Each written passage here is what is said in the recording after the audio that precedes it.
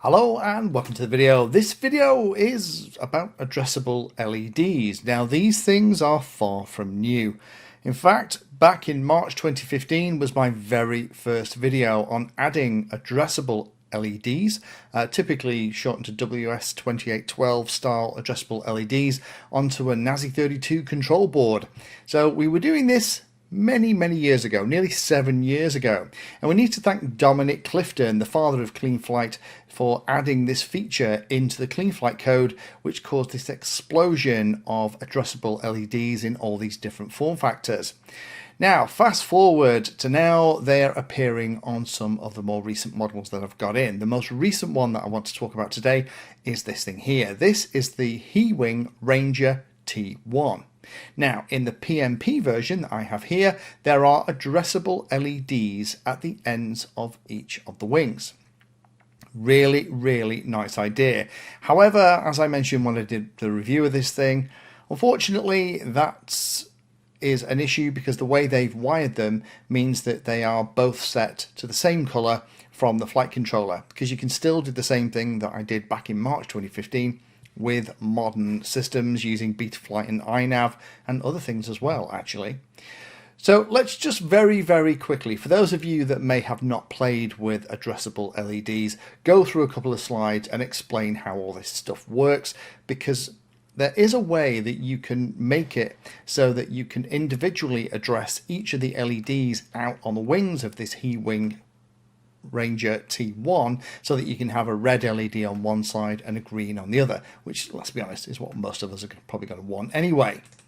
So first of all, we need to think about how these things are put together. Now, they can come in lots of different ways, but actually the way they are connected is like it is on this slide. They're typically powered by 5 volts and a ground, and there's a data line, and the data goes to a data in pin, and then data out on the first LED goes to the second data in pin, and they kind of daisy chain together.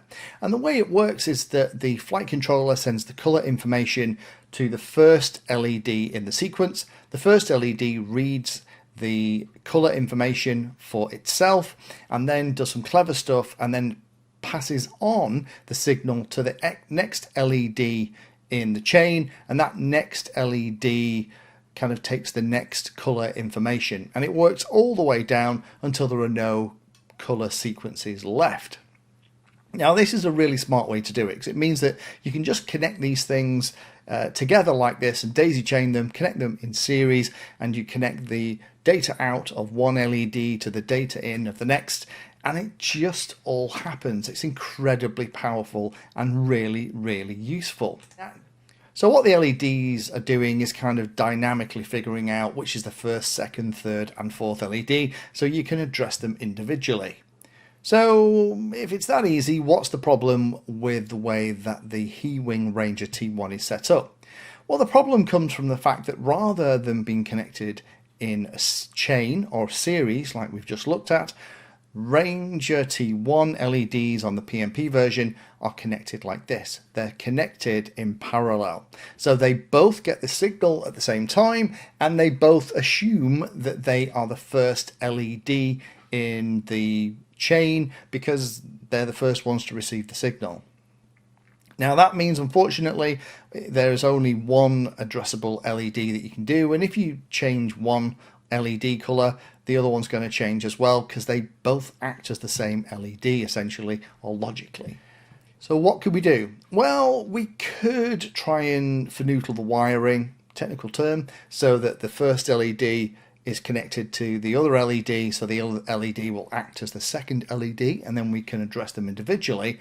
Or we can cheat, and that's what I want to talk about today, because this was actually asked by a Patreon of mine, so this is a video for him. I did explain this on a message that I replied to him on, but I thought it'd be funny to make a video so other people could see it too. So all we need to do to change one of these LEDs to behave like a second LED is to put another LED in front of it. And that is what I have made this little adapter cable for, just so I can show you on the bench. So what I've done is I have soldered the data in line to go to the flight controller, and then it goes to the LED chip, and the other side then is going to plug into the LED that's out on the wing, essentially giving us what we have in this slide. And now, because we have a first LED and a second LED, I can now go into iNav flight, activate the LED stuff, go to the LED tab, and actually turn them on and have them on as separate colours. Isn't that cool? The only downside, of course, is that the extra LED that's inside the body that's making one of these LEDs appear like a second LED, the one at the bottom, unfortunately that is going to be lit in the same colour as whatever you set the first LEDs to be. Again, it's not ideal, but it's a way, with the cost of a very cheap and cheerful single WS2812 addressable LED, you can kind of solder it in between the flight controller and one of the LEDs out on the wing, and that will give you full control to change their colour. Thank you for spending your time today watching that video. You can find me in all the usual places on social media, and if you're trying to learn about a subject, then check out the playlist. All of my videos are organised into easy to follow playlists that, if you're trying to learn a topic, will take you from the basics right the way through to some pretty advanced stuff.